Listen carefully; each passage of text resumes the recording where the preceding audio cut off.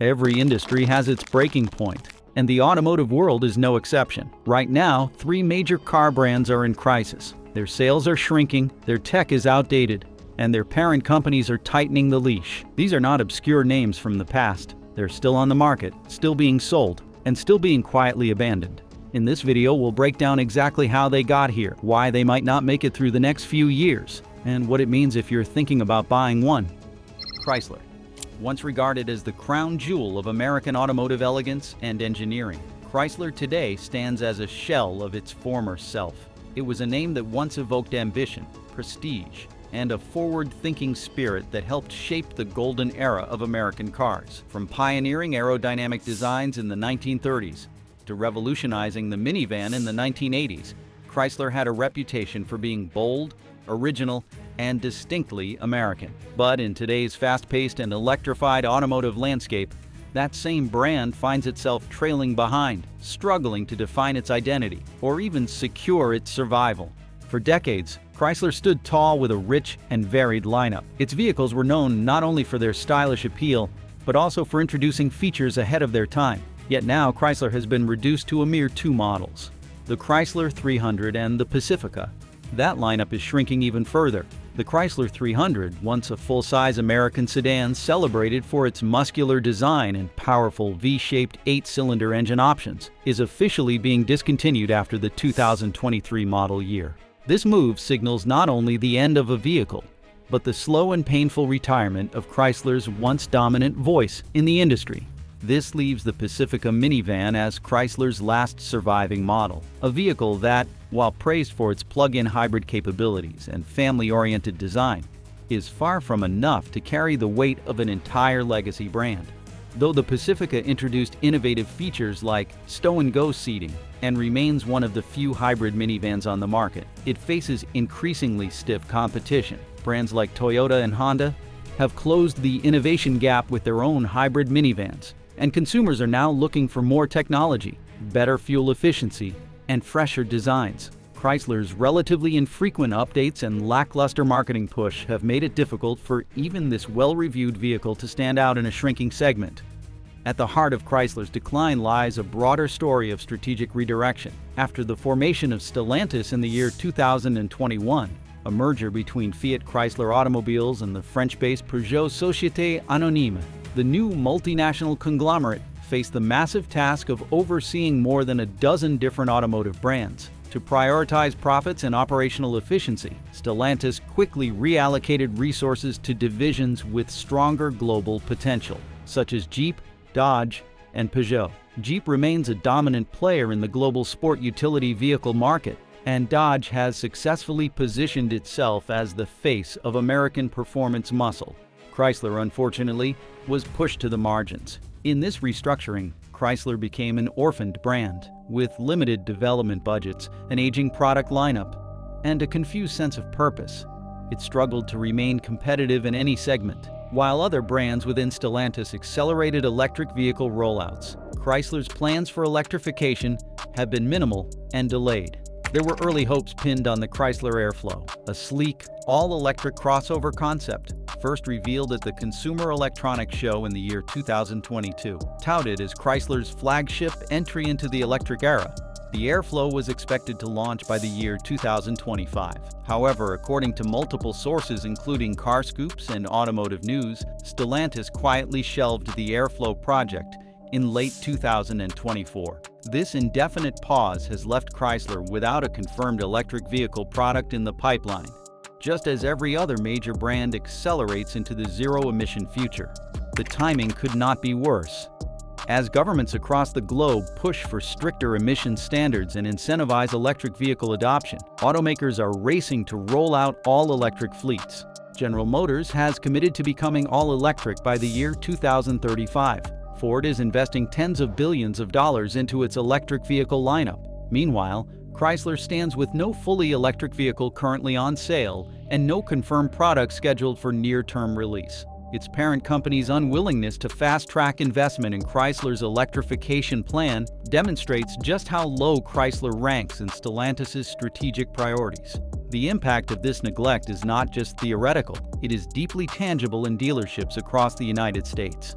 Chrysler dealers, many of whom also sell Dodge, Jeep, or Ram vehicles, are now scaling back inventory, cutting promotional efforts, and preparing for the worst. With only the Pacifica to sell, and with little consumer buzz around the brand, many dealers are considering discontinuing Chrysler sales altogether or reconfiguring their showrooms to focus on more profitable nameplates. Consumers walking into Chrysler dealerships today often encounter quiet lots, outdated branding, and sales teams who themselves are unsure about what comes next. The erosion of consumer trust has also accelerated the brand's decline. Once considered a maker of premium American vehicles, Chrysler now struggles with brand perception issues. Younger buyers either associate Chrysler with outdated sedans or simply have no meaningful association with the brand at all. The lack of fresh products, combined with limited advertising and a confusing brand message, has made it nearly impossible for Chrysler to appeal to new audiences. In an age where brand identity is everything, Chrysler's lack of presence on social media, absence from major cultural moments, and virtually non-existent influencer partnerships leave it feeling invisible. What makes Chrysler's situation especially tragic is the brand's deep well of history and emotional connection. This is a company that helped shape American roads and consumer expectations for generations. Chrysler was responsible for launching the first modern minivan, reimagining muscle cars with the 300, and introducing bold concept vehicles that defined entire decades. To see such a once innovative company now reduced to near invisibility is disheartening, not only for longtime fans, but for the broader automotive community. Stellantis has made vague promises about rebooting Chrysler by the year 2028, with talk of converting the brand into a fully electric luxury line. But such a vision requires heavy investment, a clear roadmap, and a leadership team willing to take risks, all of which seem lacking at the moment. The failure to bring the airflow to market has already caused significant reputational damage. Without an aggressive pivot in the next 12 to 24 months, any proposed transformation could arrive too late to save Chrysler from complete collapse. The broader implications of Chrysler's failure go beyond just one brand. It serves as a cautionary tale about what happens when a company fails to innovate, loses touch with its consumers, and is slowly starved of resources by its corporate parent. It also reveals how rapidly the automotive industry is changing and how even legacy brands with nearly 100 years of history can disappear if they fail to adapt.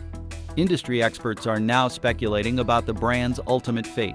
Some believe Stellantis may fold Chrysler into Dodge or Jeep as a sub-brand, while others think Chrysler may go the way of Plymouth, Mercury, or Saturn, discontinued and relegated to memory. Unless there is a concrete and well-funded strategy announced soon, Chrysler's days as an independent brand are likely numbered.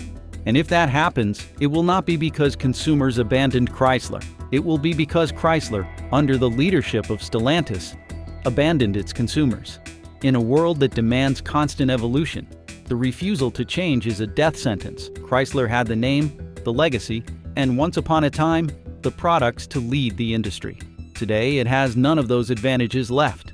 Chrysler's fate is sealed by neglect, but the next brand on our list is drowning in confusion, not just irrelevance. Infiniti.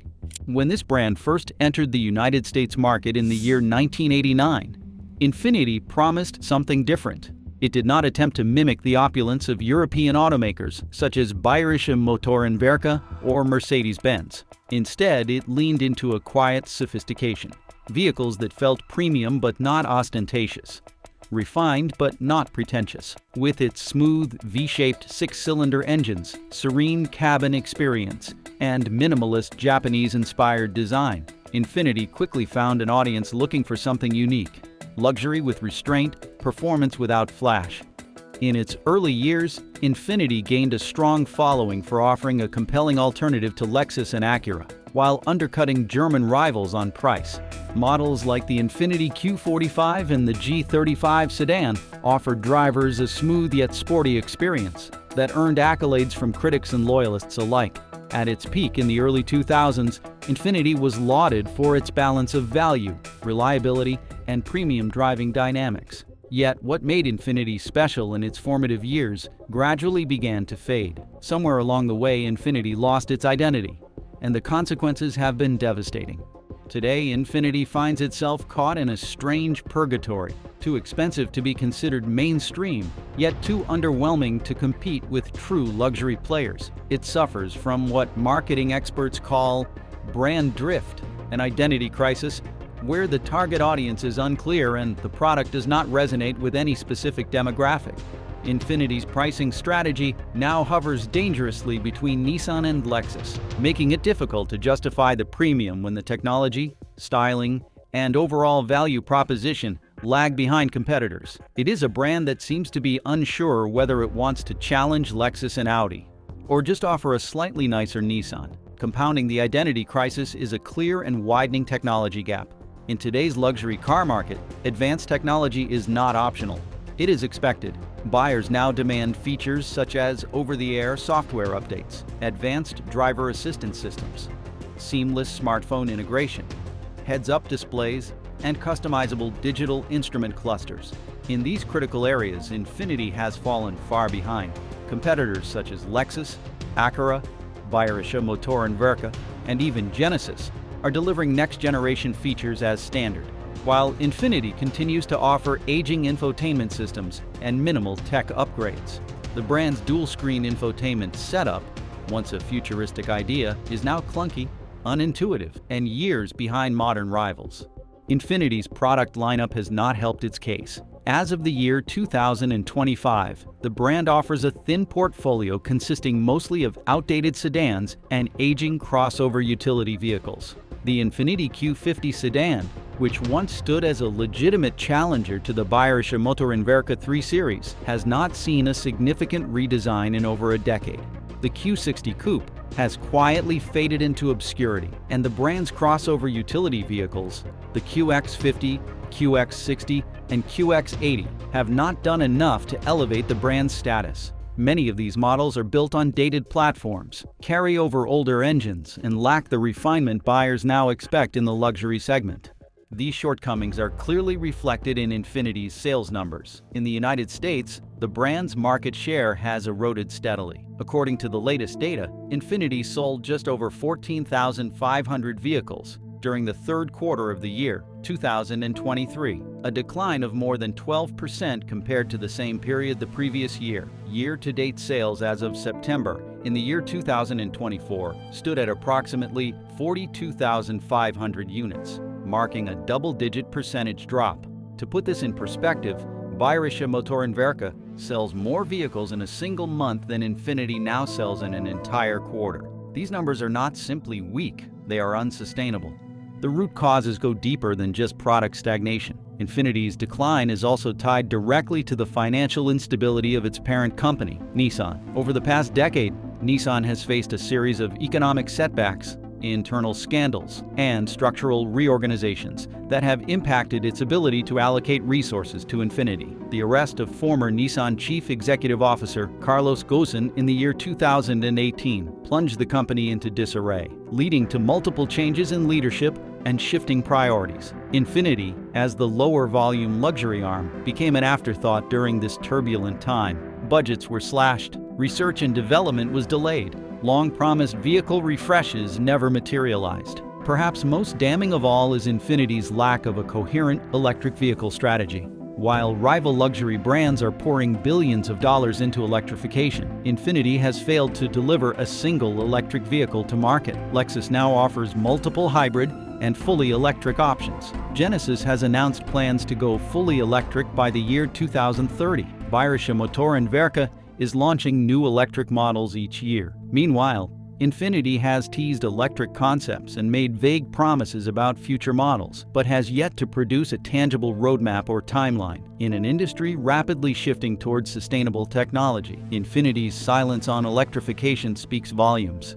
Even Infiniti's dealership model has shown signs of collapse. With sales plummeting and standalone showrooms struggling to remain profitable, the brand has begun consolidating many of its locations with Nissan dealerships. While this move might make sense financially, it further erodes Infiniti's already weak brand identity. Sharing showroom space with Nissan, rather than standing on its own, undermines the perception of luxury and exclusivity. Customers shopping for a premium vehicle are unlikely to feel inspired when the Infiniti QX50 is parked next to a Nissan Rogue, separated only by a few marketing banners and a different sales desk. To counter this perception problem, Infiniti has made efforts to revamp its image, but most of these attempts have fallen flat. Ad campaigns have lacked cohesion, branding efforts have been inconsistent, and the vehicles themselves have failed to create the excitement needed to reignite interest. Even longtime Infiniti fans have found themselves migrating to other brands, citing a lack of innovation, uncertain resale value, and a general sense that the brand has lost its way.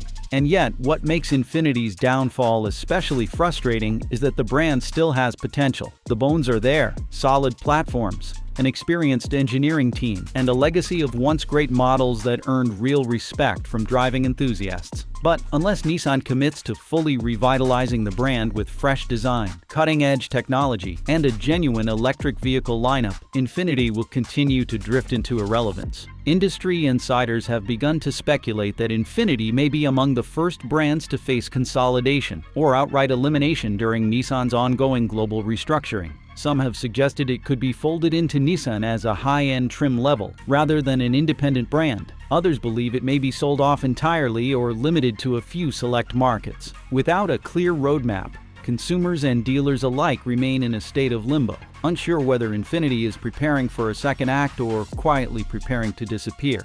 The sad truth is that luxury car buyers today have more options than ever before. Brands such as Genesis have proven that newcomers can shake up the market with bold design and smart pricing. Meanwhile, legacy players continue to refine and expand their offerings. In this dynamic environment, simply being not bad is not enough. Infiniti has to be exceptional, and right now it is anything but. If Infiniti cannot figure out who it is for, this next brand has an even bigger problem.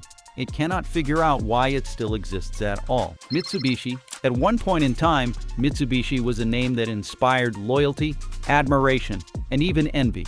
Drivers across the United States and beyond associated Mitsubishi with performance, affordability, and a unique design language that made it stand out from the pack. In the 1990s and early 2000s, it was hard to ignore the roar of a Mitsubishi Lancer Evolution tearing through rally stages, or the sleek, muscular profile of the Mitsubishi Eclipse parked in driveways and car meets across the country. Mitsubishi offered something different, vehicles that felt purpose-built for the driving enthusiast, but priced for the everyday buyer. They were known not just for their power, but for their personality. But somewhere along the way, Mitsubishi lost the thread. The once proud automaker that brought us the Galant VR4 and the Pajero Evolution now finds itself clinging to a weak and aging product lineup, virtually forgotten by the modern car buyer. Today, many Americans would be hard-pressed to even name a current Mitsubishi model, let alone recognize one on the road. That brand cachet, once built on rally victories and street credibility, has been reduced to a whisper in a marketplace roaring with innovation. The company's last true success story is the Mitsubishi Outlander, a mid-sized sport utility vehicle that, at its peak, offered a compelling mix of style, value, and utility. In particular, the plug-in hybrid variant of the Outlander was ahead of its time, offering consumers a way to transition into partial electrification without fully abandoning gasoline. In the calendar year 2024, the Outlander recorded its best annual performance since 2019, with over 45,000 units sold in the United States alone. The plug-in hybrid model also contributed nearly 7,000 additional units, a strong showing for a niche category. Yet that modest success underscores the problem. The Outlander is not enough. It is a single beacon in an otherwise dim portfolio. While rivals such as Toyota, Hyundai, and Honda have diversified their lineups with bold new electric models, hybrid variants, and cutting-edge infotainment technology, Mitsubishi has remained stagnant. There is no halo car. There is no exciting performance offering. There is no mass-market electric vehicle that sets the brand apart or signals a future-forward vision. The entire identity of Mitsubishi in the United States has been reduced to a single crossover utility vehicle. That, while solid, is far from exceptional. Zooming out, Mitsubishi's market share in the United States tells a clearer story. As of the end of 2024, the company held less than 1% of the total automotive market in the country, even with a year-over-year sales increase of 25.8%. Totaling 109,843 vehicles sold, Mitsubishi remains an extremely small player in an extremely competitive landscape.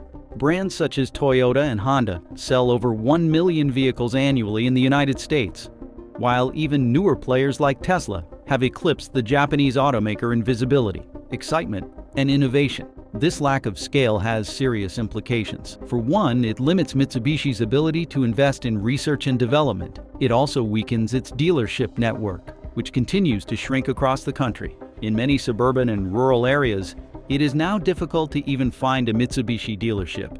Those that still exist often operate as multi-brand locations, where Mitsubishi vehicles are relegated to a small corner of the lot, eclipsed in both presence and prominence by more competitive and better-known offerings. This reduced footprint contributes to a vicious cycle. Fewer dealers mean fewer test drives, fewer service centers, and ultimately, fewer sales. Mitsubishi's problems are not isolated to the United States. Globally, the company has been facing significant challenges. In its home country of Japan, Mitsubishi competes directly with juggernauts like Toyota and Honda, both of which are decades ahead in terms of electric vehicle technology and market saturation. In Europe, the company has pulled back significantly, exiting several major markets in recent years due to sluggish performance. In Southeast Asia and Australia, Mitsubishi still enjoys some degree of brand loyalty, particularly for its pickup trucks and rugged sport utility vehicles. But even in these regions, competition from emerging Chinese and Korean automakers is intensifying.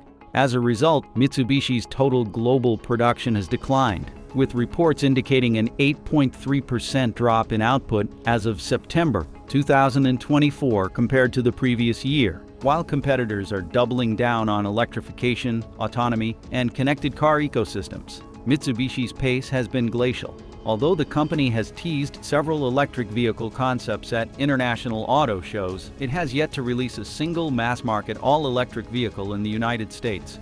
Its plug-in hybrid powertrains, while commendable a decade ago, now feel like transitional technologies that have outlived their moment. In an industry rapidly transitioning to zero-emission mobility, the absence of a serious electrification strategy is a red flag. Consumers are no longer looking for vague promises about future platforms. They want vehicles they can test drive today. Technologically, Mitsubishi vehicles also trail the competition. Features that are now considered standard across many models, such as adaptive cruise control, lane keeping assist, blind spot monitoring, large touchscreen infotainment systems, and wireless smartphone integration, are either poorly implemented or entirely absent in many of Mitsubishi's vehicles. Even when these features are available, they are often reserved for higher trim levels, making the brand's value proposition even murkier. In an age where vehicles are judged as much for their digital ecosystems as for their horsepower, Mitsubishi's lag is particularly damaging. Then there's the matter of design. Mitsubishi's vehicles no longer turn heads the way they once did. While the Outlander boasts a respectable modern look, the rest of the lineup lacks cohesion, originality, or visual impact. The Mirage, once marketed as a budget-friendly compact, is being discontinued in the United States after the model year 2025. The Eclipse Cross, intended as a spiritual successor to the beloved Eclipse Sports Coupe, is a crossover in name only. It failed to live up to the legacy of the vehicle it was named after, and most consumers do not even realize the connection. That branding misstep reflects a deeper problem: Mitsubishi's struggle to understand not just the market, but its own heritage. Even at the executive level, Mitsubishi has struggled with clear direction. The company has undergone multiple leadership changes in the past decade, leading to inconsistent messaging and stop-start product planning. Without long-term strategic vision and sustained investment, even the most iconic automotive brands can lose their way. And Mitsubishi, unfortunately, seems to be a textbook case. What makes Mitsubishi's decline especially painful is how quiet it has been. This is not a brand going down in flames. It is a brand quietly fading from memory.